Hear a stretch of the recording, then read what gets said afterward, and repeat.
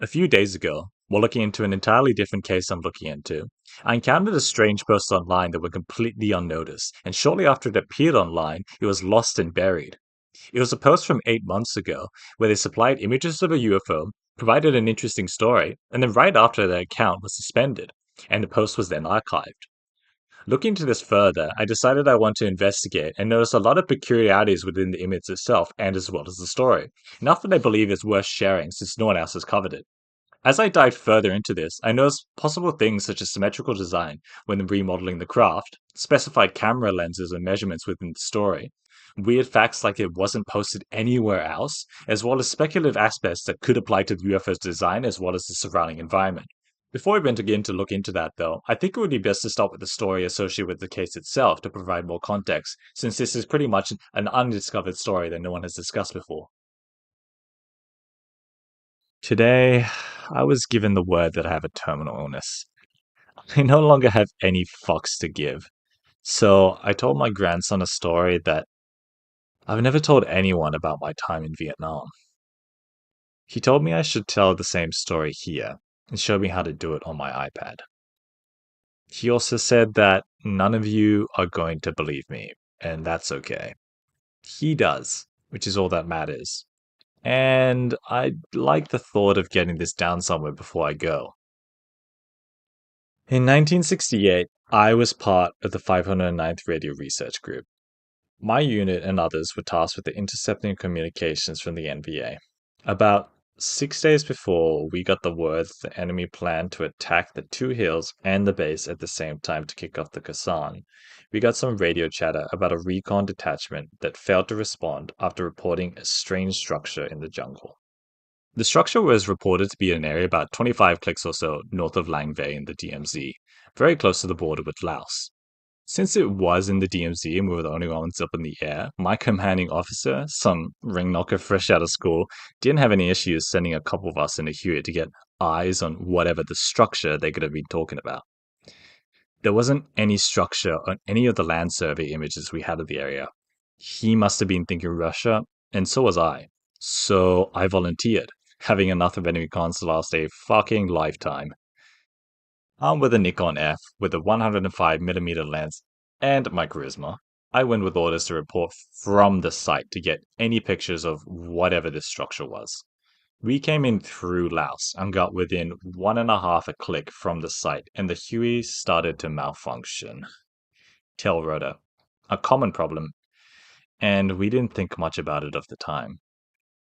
In an attempt to correct for the failure, the pilot climbed a bit high above the tree lines to give us some more room just in case it got worse. And just like that, the rotor was good to go.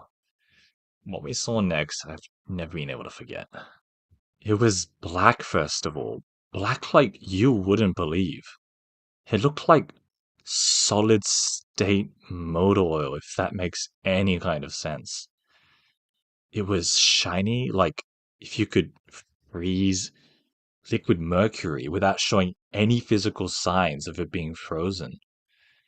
It could look like polished glass, and yet the material it was made out of seemed to move at times, like a lightly disturbed body of water. That motion seemed to produce random iridescence across the surface. As we closed in on the clearing, it either created or chose. It was difficult to say which. The rotor began to malfunction again. I was with an ace fucking pilot though, and he got control again. But not until we were a certain distance away from this thing did the damn chopper begin to function normally. I call it a thing because I don't rightly know what we were looking at. Some kind of super secret black project that we may have been testing. The Russians, there was no way to know, but just looking at it made me uneasy. It didn't look, well, it didn't look like something that we could have built. And I'm using the all-encompassing we here as in human beings. If there was a screw used to build this thing that I saw that day, there was no sign of it at all on the outside. Anyway, once we got to a certain distance, I was able to radio back and give a sit rep. I was ordered to get my photos and get back to base. I damn near sprained my finger clicking that shutter button. Once I had a few rolls worth, I swapped films again and took a final few photos just for me. And it was a good thing I did too. Stored that roll away in the lining of an unused pilot helmet on the floor of the Huey and put in a fresh roll. As soon as we were skids down back at the Kasan, a security detail escorted us immediately to a room in the base. We were aggressively debriefed, searched thoroughly, and made to sign NDAs stating we would never talk about what we saw out there, or the debrief itself. Needless to say, all the rolls of film were confiscated. The strangest thing they asked me throughout the experience was, how did the craft make me feel? It was the only time they referred to the thing as a craft, and I'm almost positive it was a mistake. How did it make me feel? What the fuck kind of question is that? I don't even remember how I answered. I think I said sick or something to that effect, but my response to that question was the only thing I remember them both writing down. I should mention that they weren't normal officers either. Black fatigues, no badge or rank, no intros. It was the only time I've experienced anything like that in all my years of service. The next morning, I went to recover the roll of film from the Huey, and it was gone. Not the helmet and the roll of film, the fucking helicopter. The entire helicopter had been decomped and put in a C-130. Somebody said that they heard the spooks in the black had come from this FOB4. What the hell were they already doing in Vietnam? I know what you're thinking. How the hell are we supposed to believe all this if you don't have the photo? But I didn't say I didn't have the photo. I said the helicopter was gone. The pilot helmets were sitting on a pile of rocks, and I didn't notice until I was done throwing a fit about the chopper being gone. The rolls of film were just as I left it. I spent another 9 months in the theater before I returned stateside and had the opportunity to develop the photos. Or at least try to. All of the photos I took came back with the most bizarre anomaly I had ever seen. In every photo but one, the clearing where the thing was sitting was centered perfectly, but the entire area was nothing but a big green blur. Makes me wonder what the confiscated rolls look like. I think this was the only one that came out because it was the last. We were on our way out, and I was just getting what I could before I lost the angle. I was able to scan the photo to get it on my computer, and my grandson showed me how to crop out some of the useless jungle and use an image hosting website to share with you. In the end, I don't care if you believe me or not, but this is what I saw, and if I'm honest with you, I'm glad I never saw anything like that again. Someone noticed I've been vague or misleading about some of the details that could be used to figure out who I am and open up the door for abuse of my family members. And I understand if this contributes to your disbelief. I'm not interested in being famous for this, and I'm really not sure if someone might not hurt my family anyway. But my grandson thought I should share it. So I hope you get something from it. I'm off to bed. This took much longer than I thought it would. Tell your grandpa you love him if he's earned it. Alright, so this is the photograph that was provided alongside the story. I'll break down that story in a bit more detail later on, but first I just want to discuss the photograph itself. At first glance, it's kind of confusing what we're even seeing here. It almost looks like a paraglider of some sort, or a triangular-shaped UAP that we've seen before. There's also a white surface on this thing that also threw me off quite a bit. There's things in the background that I'd like to discuss too, but first to just talk about the UAP itself. Alright, so this is a couple days worth of work as an attempt to recreate the scene that is being depicted within the photograph, and I tried to the best of my ability to match up everything. And I just want to talk about the UAP itself first. Now, if I isolate that and then only look at this UAP, you'll notice that there seems to be some sort of tapering at the back here, but otherwise everything seems to be quite flush. And this object here that I've used to recreate the model, it's just an equilateral triangle with a tapering at the back. Taking that model and rotating it now, just so we can see it down from perfect top down. Yep, it's just a triangle and another triangle, and it tapers at the back. You also notice that jumping out of X-ray mode, This thing seems like almost a simplified version of like a paper airplane or a jet in terms of shape, or just like a simplified plane. That's the best way that I can explain it, and I guess whatever human terms are. Yeah. So now, if we go and analyze some other things in this thing, directly in the center to this center point as well.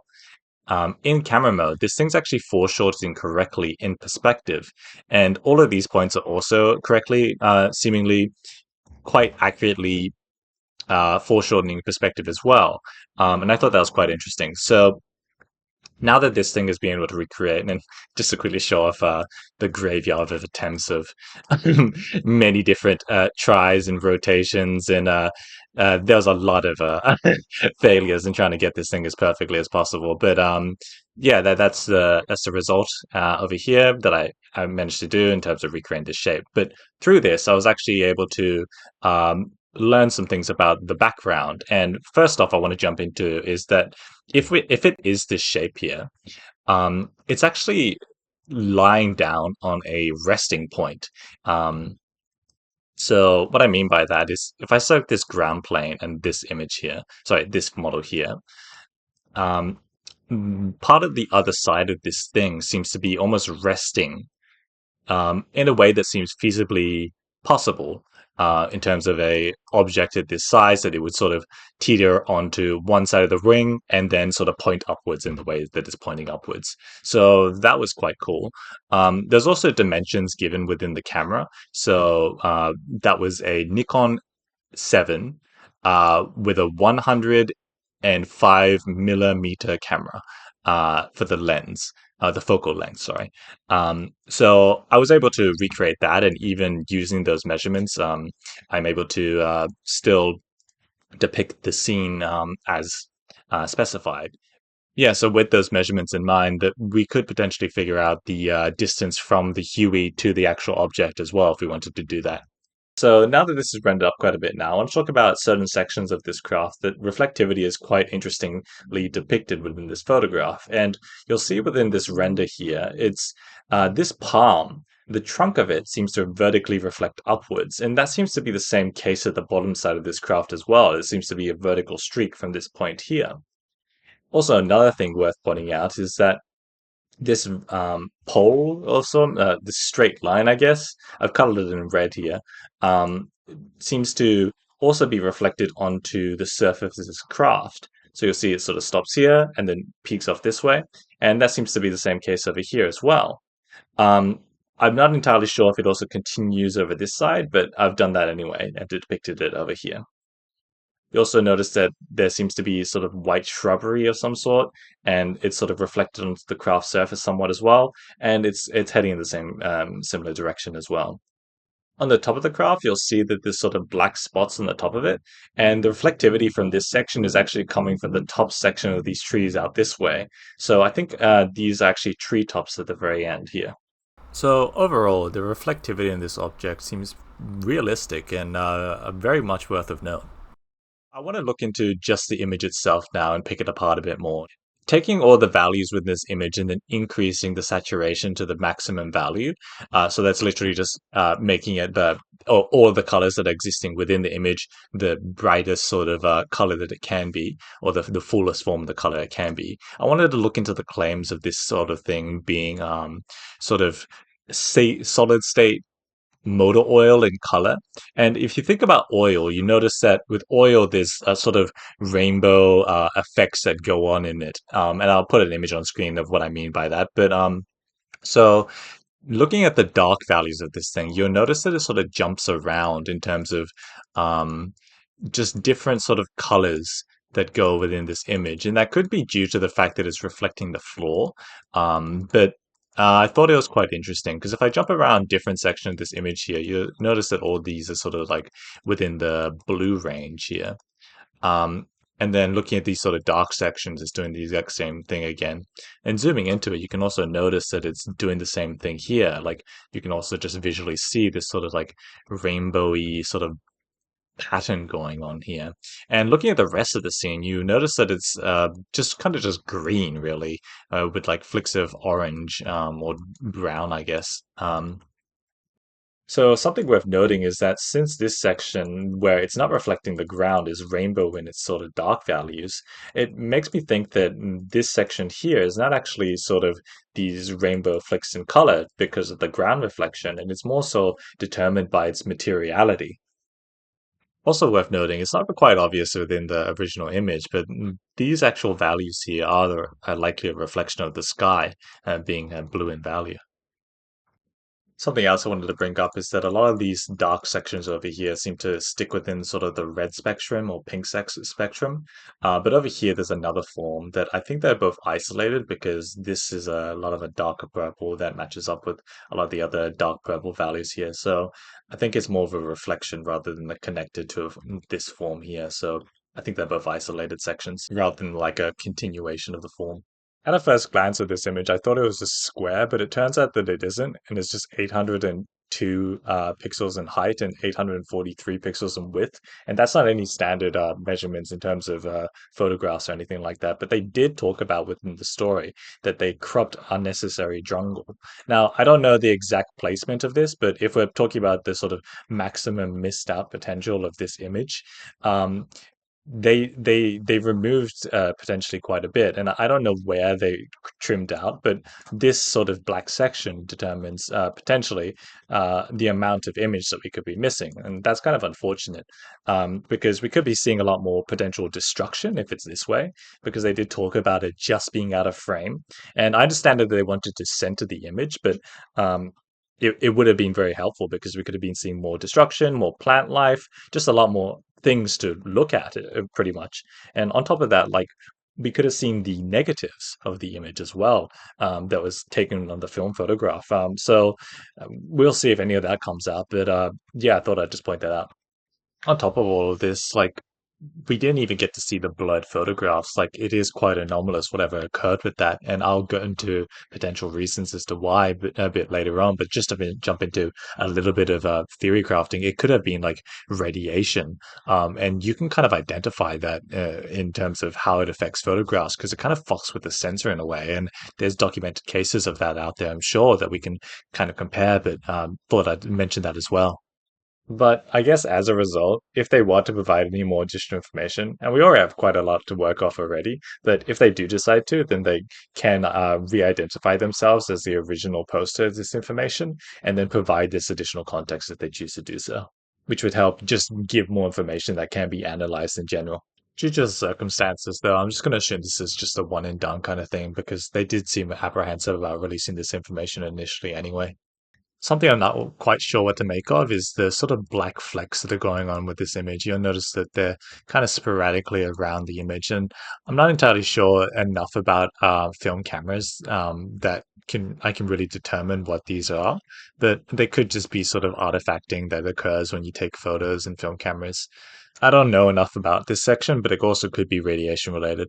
Or just sort of like dust specks or something of sort of the time that potentially damaged it. Since this is almost close to 50 years old now and it is scanned, so anything could have really messed with the it in that sort of way. It's not quite noticeable until you actually zoom in, but thought I'd point that out. I'd also like to talk about just sort of the nature in this image as well. I can't identify a lot of them because it's not clear enough, but a lot of them do seem sort of palm related. And palms are, there's a lot of palms that are in Vietnam. And I kind of looked online and I found maybe about five that could be potentially related to this, some of these species, but I'm not qualified enough to call out a specific sort of species. All right, just a section to dedicate to AI specifically. We could get probably the most amazing UAP photo to come out just tomorrow or something like that. But there's always just going to be the question of AI, and that's understandable. But I still want to pick apart specific details in this image that AI would have to sort of outcome.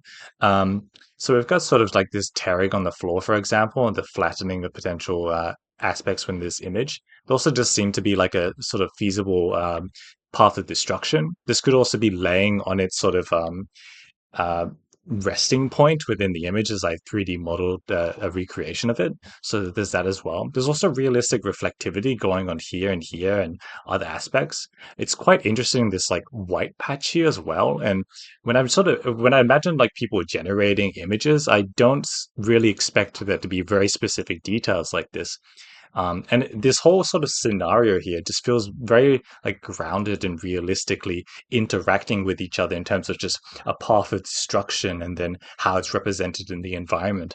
And also specific aspects in terms of like looking at like palm tree forest photos, you'll notice that a lot of AI representations of them are very like flush, clean trees. But like sections on this tree here, it seems like there's like vinage and stuff like that as well.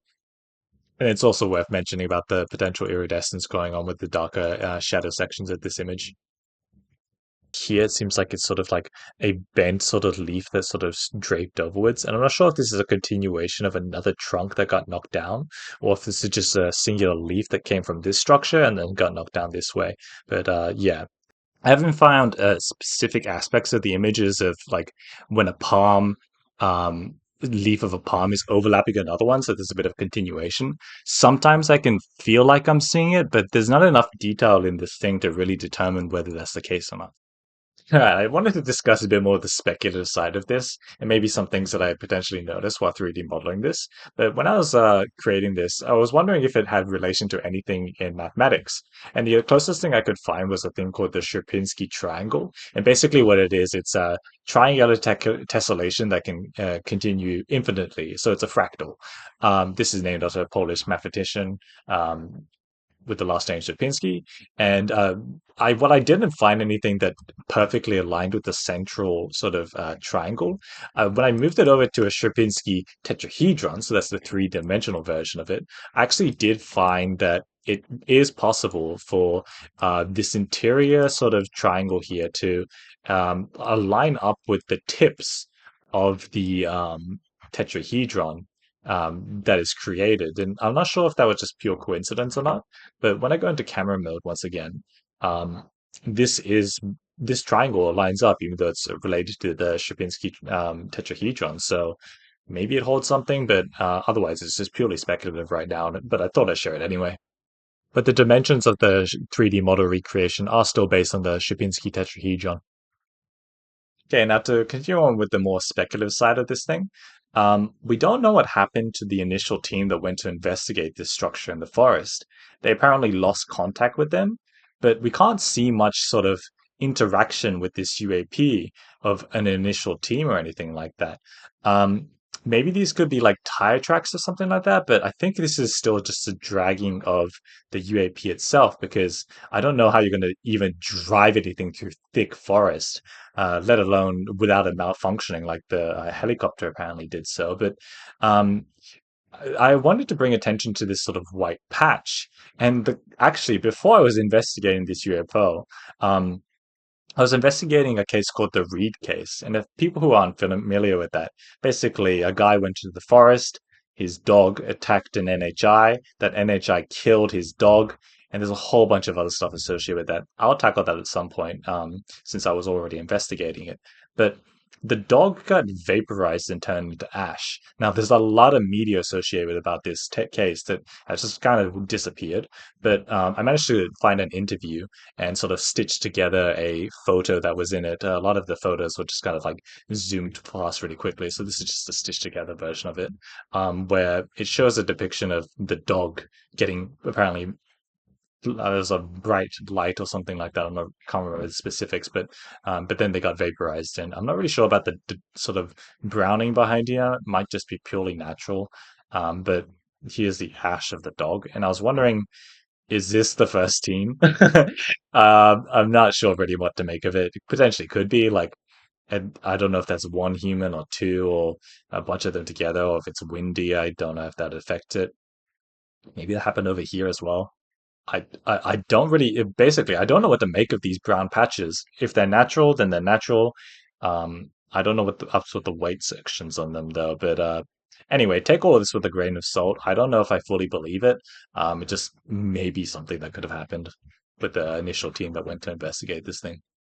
So I just want to talk about the story itself here and specific details within it. So the person that posted this posted on the alien subreddit, not the UFOs one or anything else. So if we jump over, their account is actually suspended.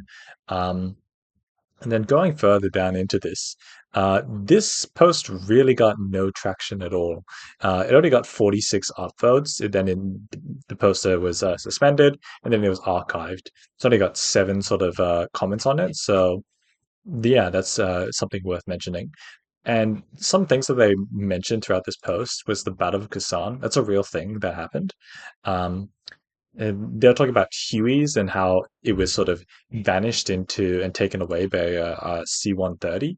That's a giant sort of cargo plane, basically. Um, and then they also talked about the 509th Radio Research Group. Also, I think this is also a combat plane, if I'm not mistaken. I'm not sure, but also, yeah, the 509th Radio Research Group um, is a thing. Um, and they also talked about it being 25 clicks away from Laos. A click is literally just equal to 1 kilometer. I'm not sure if that means that they want American, but I don't really know. Anyway, um, unless they're talking about how it relates to miles, so maybe they still are American. Anyway, so 25 clicks away from Laos is not that much. It's like probably barely even visible on Google Maps if I'm from this far out. Um, and then they're also talking about the NVA, that's just North Vietnamese Army, the DMZ zone, demilitarized area. Um, Not specifically where, but they're even talking about. I guess maybe some sort of generalization could be predicted based on the information provided in the story and potentially the photograph itself. Yeah, so that's all going on in my head in terms of things I want to share. Something else I want to talk about was potential radiation exposure to film, and basically causes sort of like a hazing effect. Um, like this as well.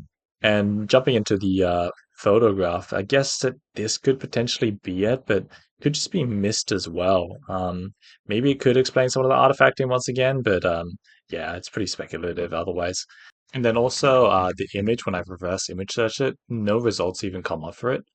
The only time I search up the whole entire story, it links back exactly to the same story, and the link provided doesn't link anywhere, just some sort of weird other random stuff that has no relation to it. But it's kind of weird that someone bothered to post this if it was all a LARP or whatever, and then it got zero traction. Like, this is quite a lot of work. So, and it's from 8 months ago, and they didn't even reattempt. It's just pretty interesting to point out. Though I guess since they were experiencing terminal illness, which we don't have much context about, maybe it could be radiation related or just completely unrelated. But regardless, we don't know what their situation is, or if they would have even bothered to repost this, or even if they could have, we don't know how shortly close they were to death. I guess maybe they're still alive as well, but yeah, we don't know the full situation. So I also want to discuss a lot of specifics within the sort of anomalous properties of this sort of field that might be occurring from this UAP. And they talked about 1.5 click away from the UAP, the malfunction stopped occurring. So that's a 1.5 click, once again, is a half a kilometer, so that's 500 meters. Then once you got outside that malfunction zone, you were able to operate properly. But as soon as he was above the tree line that they talked about, so it seems like malfunctions also stop. So there's also a unspecified vertical height limit that might stop affecting any sort of malfunctions that may occur. So as they were taking all the photographs within the story, they talked about them centering the craft within the photo, and or just as they were pretty much inside, I guess, this field of malfunction. So potentially all of the film photographs that they took were just all blurs, even the ones that they sent off to, I guess, the other unnamed organization. And then as they were exiting, they might just have gotten out of the malfunction zone, and they took a photograph of this UAP, and then they stored that away into the lining of the pilot helmet.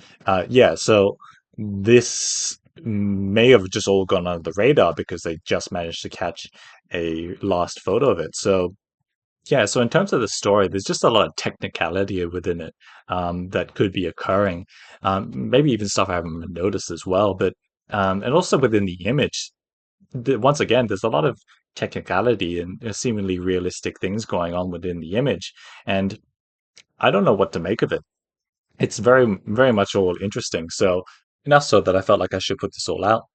While I talk about this next part, I'll let a time lapse run in the background. Wrapping everything up now, we've got a UAP photo and a story associated with it. Within that actual photo itself, a lot of interesting details were spotted. When I was recreating it, it would seem to be potentially an equilateral triangle, as the midpoint at the back tapered to the center, exactly in the center as I recreated in 3D perspective. It foreshortened correctly, and not only that, it foreshortened correctly from the midpoint downwards at the sort of the bottom end of the UAP. Continuing off of that, the reflectivity was actually, as I resimulated it based on the recreation that I made, seemed to actually be realistically reflected. So that might be able to help in terms of uh, elevating this whole UAP into sort of different forms of fakery, or if it's a bit more legit than meets the eye, which I still believe is very much possible. Also, the resting point of the UAP as it was recreated, it seems to be feasibly laying on its resting point. Continuing around the background in terms of all the things in the environment, as I was looking through the image, it does seem like there's actual drag marks on the floor. The surrounding environment is also has very specific details, such as the brown patches and sort of the spreading out of sort of chaos going on the scene. It seems like it actually could have slid across and then hit into the palms and then knocked over. You can actually see all of those sort of damage going on that I'm not really sure where to really attribute that into, but it seems very complex and potentially compelling. And specifically for the story, there's a lot of details within it that really kind of make my mind churn. I should also mention the fact that most Vietnam veterans are reaching within the 70 to 80-year-old range. And it seems like this could be a potentially more older person. So this is actually around the time where Vietnam veterans might start passing away. So there's a lot of weird lineup going along with this story as well, on top of everything that I previously discussed as also. All right, now those people who stuck to the end of the video, I've got a little present for you actually. This is a replication of the materiality described within the UAP photograph and story. And I've tried to replicate the impossibly black color that it described. Also the iridescence within this thing I've tried to also replicate. You also notice that if you hit a sort of peak point of exposure, it tries to reflect the sky to the point where everything becomes hyperexposed and reflective. There's certain times looking around in this model view that it actually just did generally make me feel a bit sick looking at this thing, especially with the background, and it messes with my mind, what I've even seeing here. So if you feel like making yourself sick, check that out. You can check out the model view in the descriptions. It's also downloadable if you want to do that as well and use it for recreational use like 3D printing or anything else, like further research. Also, to take a moment, since this UAP is like completely undiscussed, and I guess I'm the only person talking about it, this video took a lot longer than any other ones I've made. So if you're interested in looking at any other cases I've covered, feel free to check it out.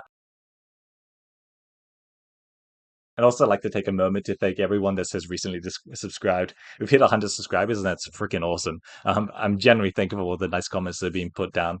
And that's it. I hope this was informative, and I'll see you around next time.